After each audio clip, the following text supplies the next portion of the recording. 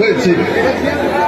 আমি আমার জীবনের কোনোদিনই কল্পনা করি নাই সতী ভীমের মাঠে কোনোদিন বক্তব্য দিতে পারবো, কোনোদিন কল্পনা করি নাই আবার এই আলোর মুখ দেখতে পারবো, গোপালপুর, ভরপুর এবং টাঙ্গাইল এবং সারা বাংলাদেশের মানুষের সামনে দাঁড়িয়ে আবার কথা বলতে পারবো।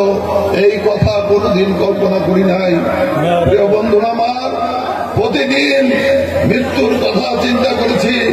আমার পাশের থেকেই নিজামী সাহেবকে নিয়ে গিয়ে ফাঁসি দেওয়া হয়েছে, মোজাহিদ সাহেবকে নিয়ে যে ফাঁসি দেওয়া হয়েছে, আমার পাশের থেকে দেলোয়ার হোসেন সাইদি সাহেবকে চিকিৎসার নামে হত্যা করা হয়েছে, আরো কত মানুষকে যে ফাঁসি দেওয়া হয়েছে আমরা সেটা জানি না, আপনারাও জানেন না, আমি জানি।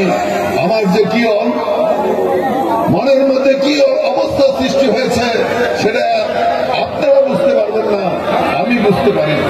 আপনারা যদি কোনো ঘরে আপাতত থাকেন, আপনার মাথায় যদি মৃত্যুদণ্ড থাকে, আপনার পাশ থেকে যদি কাউকে নিয়ে যায় রাতে ফাঁসি দেওয়ার জন্য, তখন আপনারা কিভাবে অনুভব করবেন এটা আপনারা উপলব্ধি করেন। প্রিয় বন্ধুরা আমার, কাজে আমি কোনোদিন মনে করি নাই যে এইখানে আবার আপনাদের মাঝে আসতে পারবো। আসতে পারেছি কেন? একমাত্র পরম করুণাময় আল্লাহ তাআলার রহমতের উপরে আসতে পেরেছি। কেন?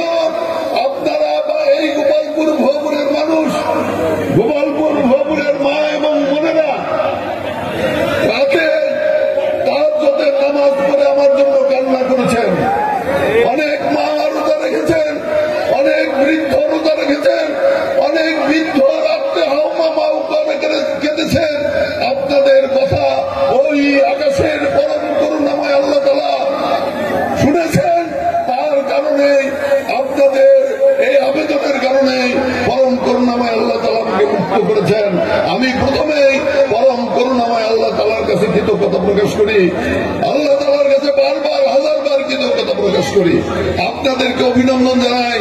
আপনারা আমার হয়ে, অনেকের সাথে আমার পরিচয় নাই, অনেকের সাথে দেখা হয় নাই, কিন্তু আমার জন্য রাত্রে কান্না করেছেন, আমার জন্য মা বোনেরা কান্না করেছেন।